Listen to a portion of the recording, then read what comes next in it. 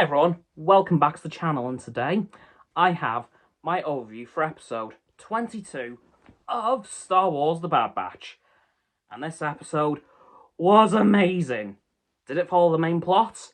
No, but it didn't disappoint.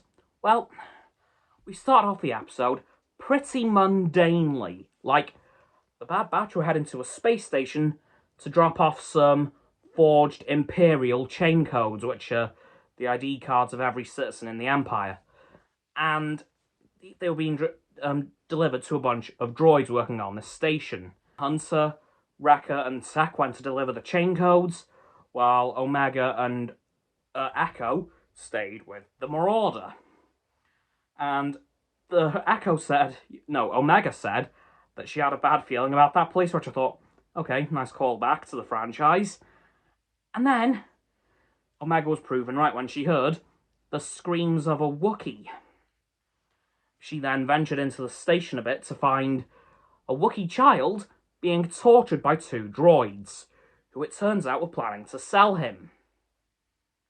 And then this little Wookiee force-pulled a lightsaber from one of the droids' belts.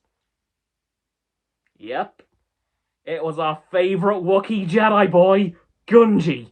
I was so happy. Like, oh my god, I loved Gungi in the Clone Wars. I'm gutted we only got to see him for one story arc, but I was so glad to see him again, because of course, we did see him in the trailer, so it was a bit of a when is he showing up sort of thing, and this was the day, and I was so happy to see him, oh my god. Now, eventually, the Bad Batch showed up to free Gungi. He went on the ship, and was, of course, immensely hesitant, because, you know, they're all clones. And, just want to point out that this was the first appearance of a Jedi in this show since Episode 1, with Depa Billaba and Kanan. It's been that long. So I was very happy to see Gungi, but of course, as I said, he was very hesitant at first, until, you know, the Bad Batch explained that, you know, we've defected from the Empire. We didn't execute Order 66. You can trust us. And then Gungi did eventually warm up to them, but especially Omega, which I thought was really cool to see. And then Gungi asked the Bad Batch to take him to Kashyyyk, which is, of course, the Wookiee homeworld, and is definitely under control of the Empire. So, Gungi mustn't be too aware of what's going on in the galaxy. But, regardless, the Bad Batch did take him back to Kashyyyk. At first, you know, things seemed to be going okay. Like, you know, there wasn't too much of an Imperial presence, it would seem. And, it was going fine. Until they found a couple of Trandoshan bounty hunters seemingly working for the Empire. But that was after the Bad Batch managed to return Gungi to one of the Wookiee villages, but they don't know if it's actually his, because of course he was taken to the to the Jedi Temple pretty much from birth. So, but eventually the chief of this village said, okay, he might not be with us, but he's with us now. And they took Gungi and the Bad Batch in while they fought off the Trandoshans and the Empire. Now, the Trandoshans were kind of burning down the forests of Kashyyyk, which sucked to see. Like, oh my god, that was terrible. And then, of course, the Empire showed up with the Trandoshans, kind of helping them. And then they eventually saw that there were lightsaber marks, which alerted them to the fact that there was a Jedi on planet.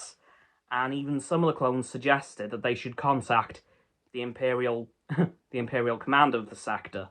And the Trandoshan said, no need if we find them first.